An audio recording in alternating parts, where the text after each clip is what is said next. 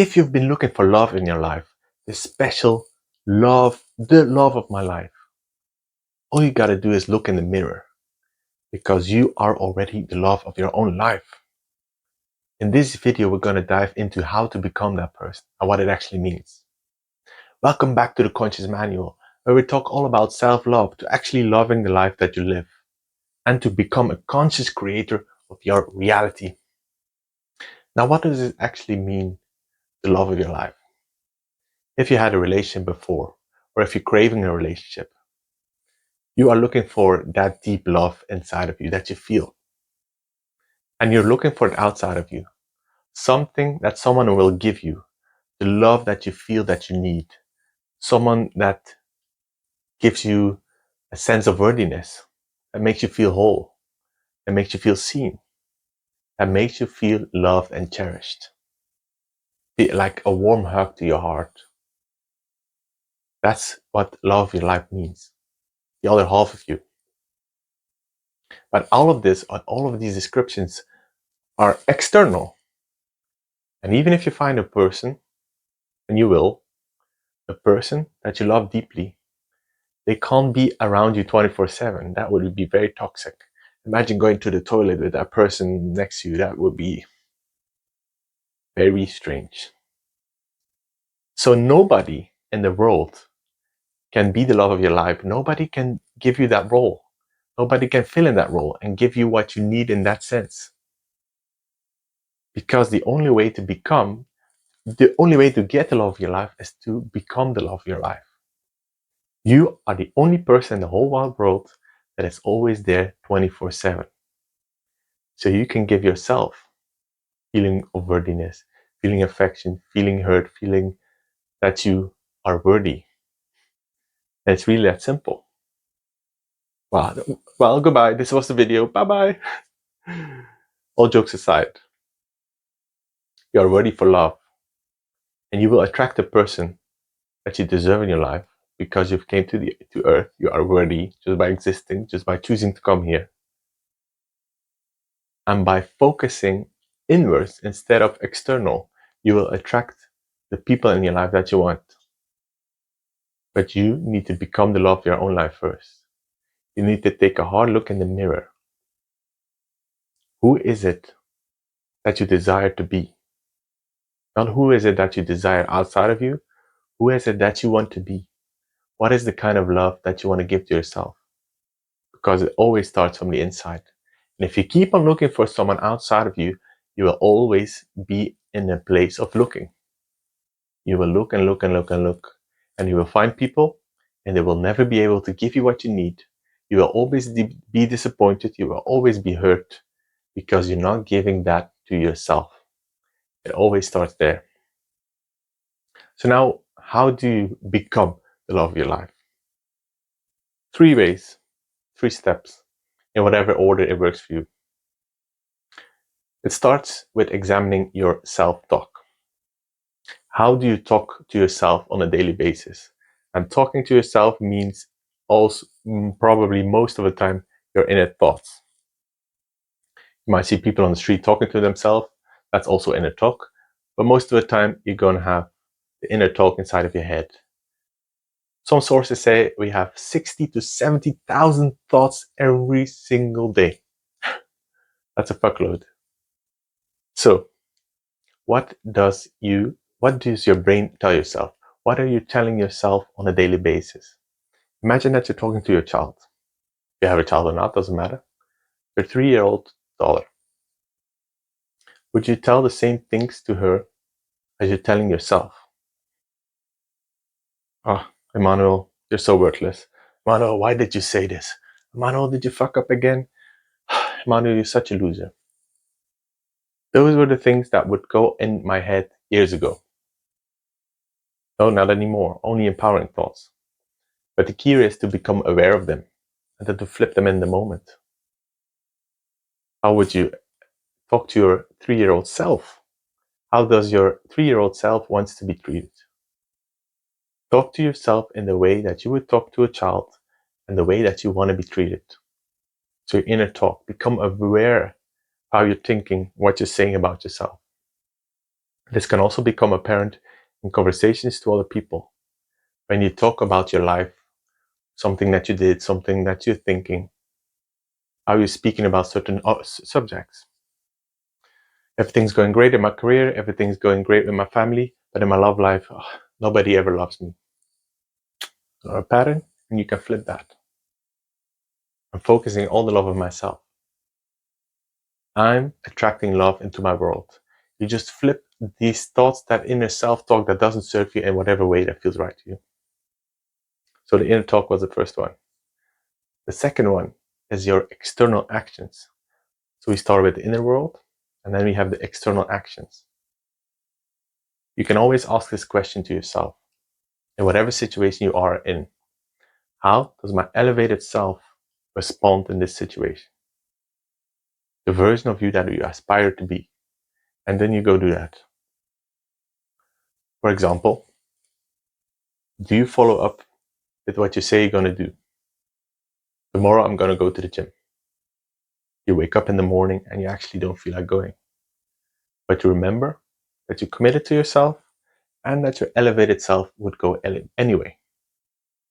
So your external actions match with your newfound identity.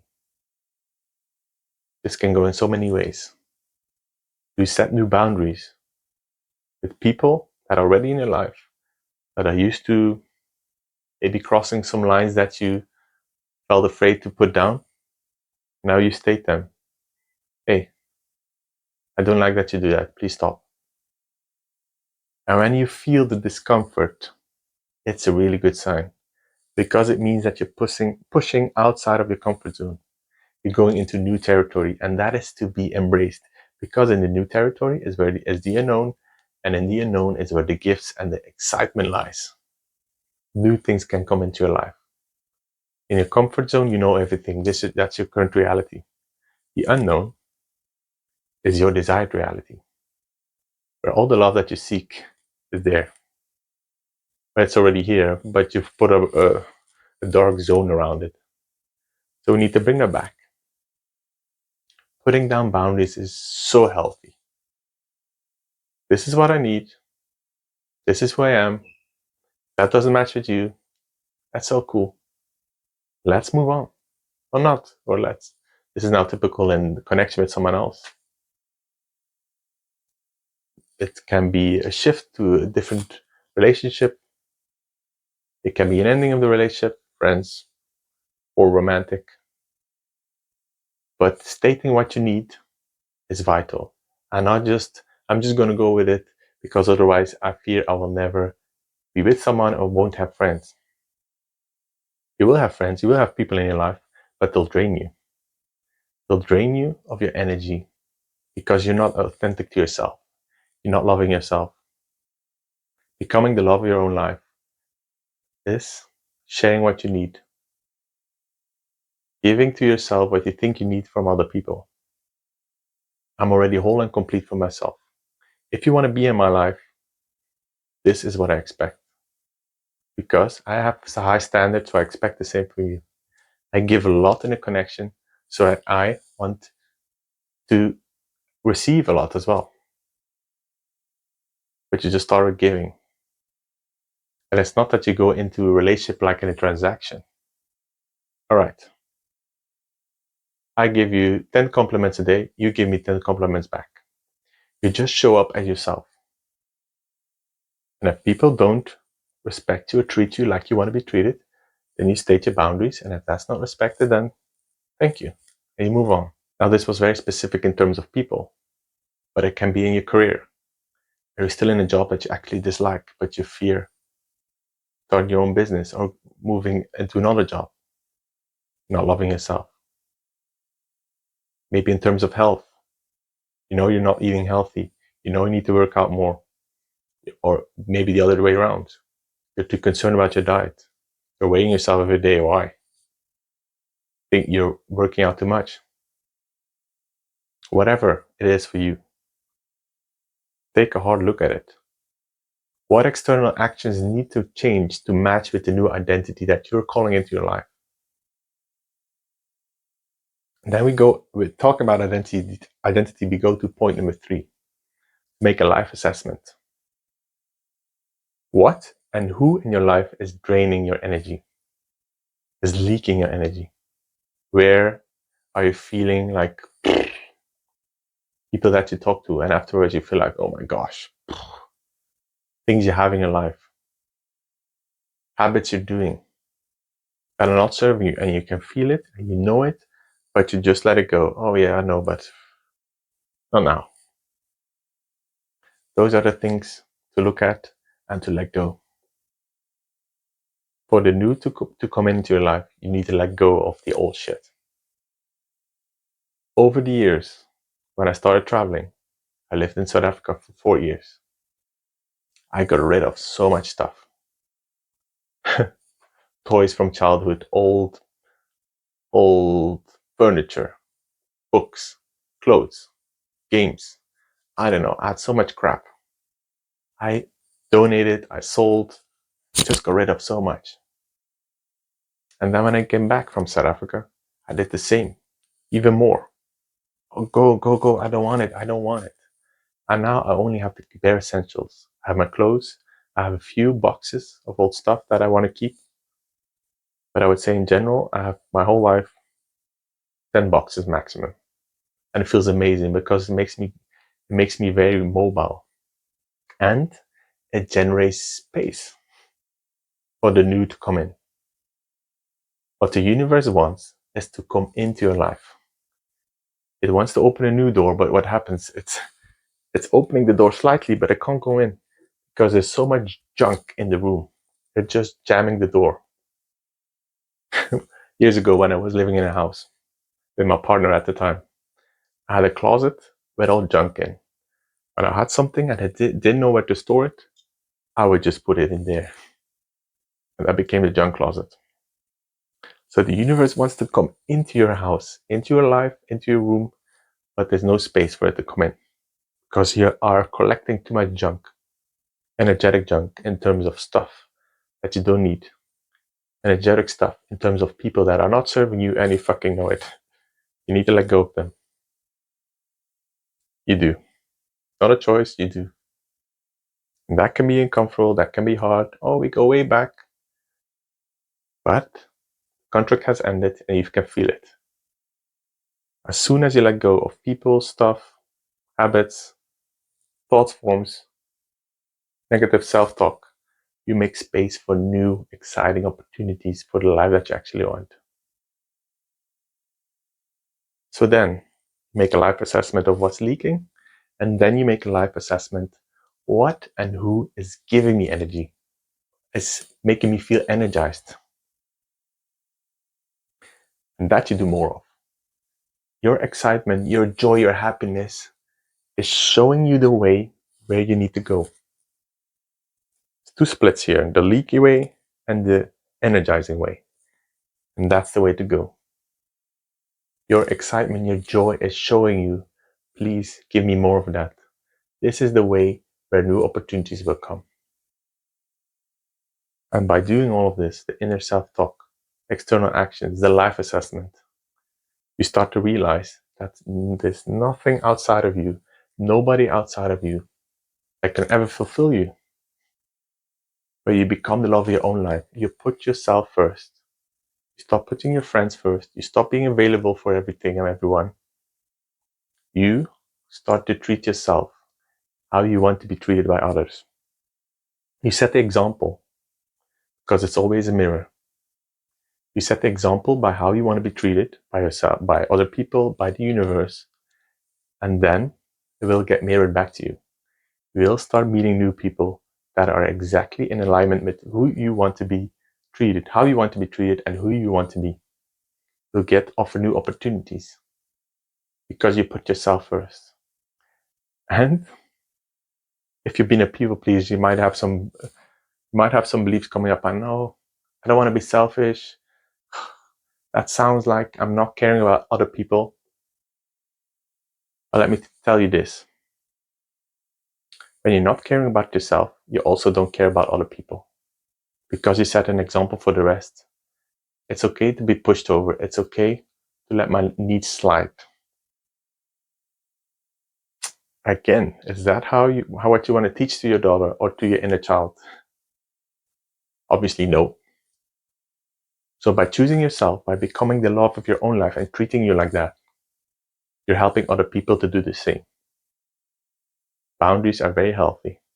Letting go of people is very healthy. Letting go of stuff is very healthy.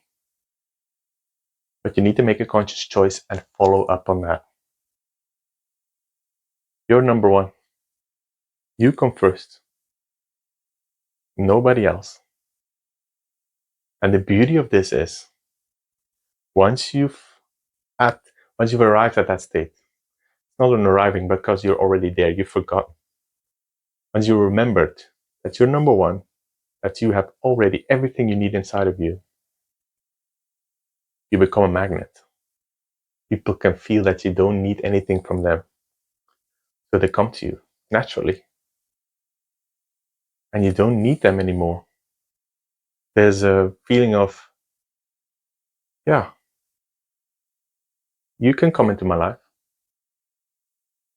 but it's also okay if you don't come, because I'm happy, healthy, whole, complete, with or without you. And the other person will be in the same frame. They'll be happy with or without you. You are happy with or without someone else. And in that state, you have a perfectly healthy, committed relationship, because there is no need from another person. There's no need to be seen. There's no need to be healed. There's no need to be completed, because you are complete, and the other person as well. But it starts with you. It always starts with you. That's why you're conscious creator. That's why you can't be a victim of your life. That's why you're empowered to be, do, and have whatever you want. But it starts by changing who you are and becoming the love of your life. That's the only way to start loving your life. If you don't love yourself, you will never love your life, because you will blame that person. You will blame your boss. You will blame your family. You will blame your mother. You will blame your body. That's all just stories, old stories. Once you become that beautiful, once you remember to become again that beautiful person that you already are, fall in love with your own image, your own identity, your own soul, you will attract all the people, all the objects that you want as a bonus, because you can have it all. I'm not saying here just love yourself and all your dreams, forget about it.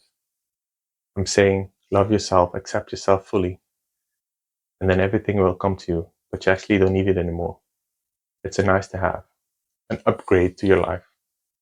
Your life is already fantastic. You already feel so happy. And then the partner comes, the money comes, the home comes, the career comes. From a state of, I am whole. I love myself. Now that I have arrived at this state, I just enjoy all the beautiful things in life. I can go outside and listen to the birds and have tears in my eyes. I was cycling down the road last week, and a little girl, maybe 8 years old, was cycling on the opposite side. And she smiled at me and she said, hello. And I said, hello back. And I just drove home with such a big smile on my face. Just so utterly in love with life. Because I became the love of my life. I remembered. And you'll remember too. Once you put yourself first. And always think about this. How would the elevated self treat myself? How would the most loving version of myself respond in this situation or treat myself in this situation? And then go do that. Even if it makes you feel uncomfortable, because that's the beauty that comes in. Remember that you always come first. You have the right to be loved. You are loved. You are love. Remember that. Thank you for watching. Remember to subscribe, share this episode, and as always, remember, you are epic. Ciao, ciao.